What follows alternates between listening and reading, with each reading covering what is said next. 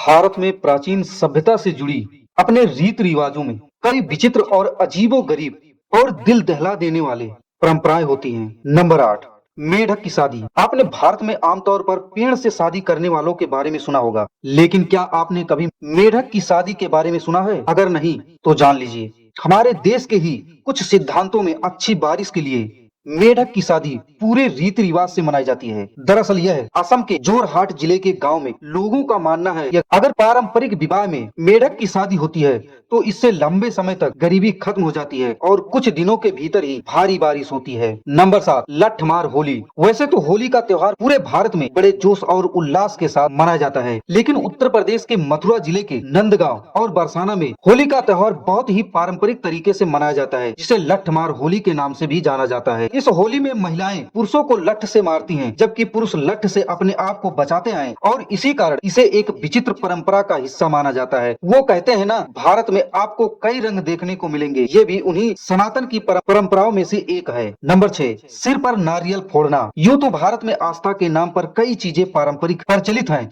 लेकिन ऐसे ही एक हैरत अंगेज किस्सों में भक्तों के सिर पर नारियल फोड़ना भी शामिल है। तमिलनाडु का एक मंदिर है और ऐसा माना जाता है कि सिर पर नारियल फोड़ने से देवता खुश होते हैं और आपकी समृद्धि कल्याण की ओर ले जाते हैं। नारियल फोड़ने के दौरान कई लोगों की मौत भी हो जाती है। खून को रोकने और घाव को दूर करने के लिए मंदिर के पुजारी भक्तों के सिर पर हल्दी और अगरबत्ती की लेप लगाते हैं। इस परंपरा का स्थानीय लोग बहुत ही निष्ठा से पालन करते हैं। नंबर 5, जलते अंगारों पर चलना। तमिल में लोकप्रिय तिमिथि नामक उत्सव भारत की सबसे विचित्र परंपराओं में से एक है। इस उत्सव में भक्त हिंदू देवी द्रौपदी अम्मान का सम्मान करने के लिए जलते हुए कोयले पर पैरवी उत्सव मनाते हैं। यदि आपको लगता है कि इस हॉट क्लिप में तेजी से चल रहे हैं लोग, तो ऐसा नहीं है। देवी को आकर्षित करने के लिए भक्त धीमी गति से चलते हैं, जो वास्तव में बहुत ही खतरनाक और कष्टकारी होता है। नंबर 4, केले के पेड़ से शादी। भारत में मांगलिक दोष सबसे बड़ा दोष माना जाता है। अगर किसी को यह दोष होता है तो उसकी शादी केले के पेड़ से करवा दी जाती है, ताकि उसके ऊपर से मांगलिक दोष दूर हो जाए। भारत में ऐसा भी माना जाता है, अगर मांगलिक दोष वाली की राशि में कोई दोष निकलता है तो दोनों में से किसी एक व्यक्ति की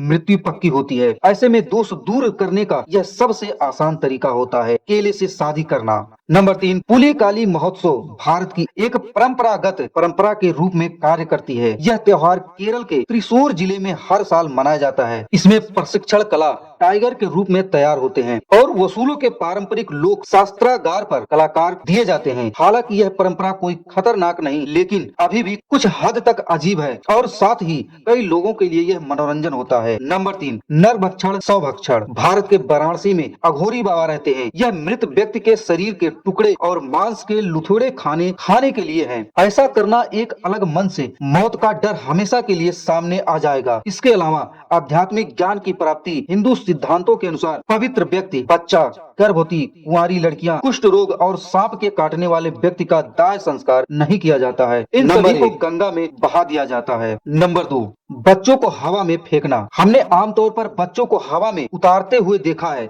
लेकिन क्या आपने कभी इसी चीज की कल्पना की होगी? बच्चों को ऊपर से नीचे हवा में फेंकना भी एक परंपरा का हिस्सा हो सकता है। परिवार और बच्चे के भाग्य उत्सव के लिए महाराष्ट्र के सोलापुर और कर्नाटक सतेश्वर मंदिर में दीक्षांत लोग शामिल होते हैं। यहाँ बताया जाता है कि पिछले 700 वर्षों से बच्चों को 50 फीट की ऊंचाई से फेंकते हैं और उसके नीचे बच्चे को चाट से पकड़ा जाता है। ऐसा भी कहा जाता है, इससे बच्चे और परिवार का भाग्य उदय होता है।